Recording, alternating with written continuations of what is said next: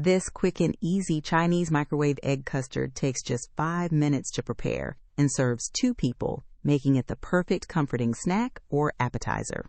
Smooth, savory, and delicately flavored with soy sauce and green onions, this silky custard is cooked directly in the microwave for a gentle, satisfying treat. Its melt-in-your-mouth texture and rich, flavorful taste will have you craving more, ready in a flash and guaranteed to impress. Let's now check the ingredients. Eggs, soy sauce, water, salt, green onions, optional. Now we'll begin preparing the recipe. Crack 2 eggs into a microwave-safe bowl.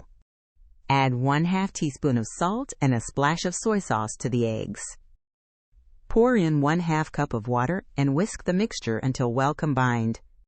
Cover the bowl with microwave-safe plastic wrap or a plate. Microwave on high for 2 to 3 minutes, pausing to check the consistency. Remove from microwave and let it sit covered for 1 minute to settle. Gently stir the custard and garnish with chopped green onions if desired. Serve hot as a savory snack or appetizer.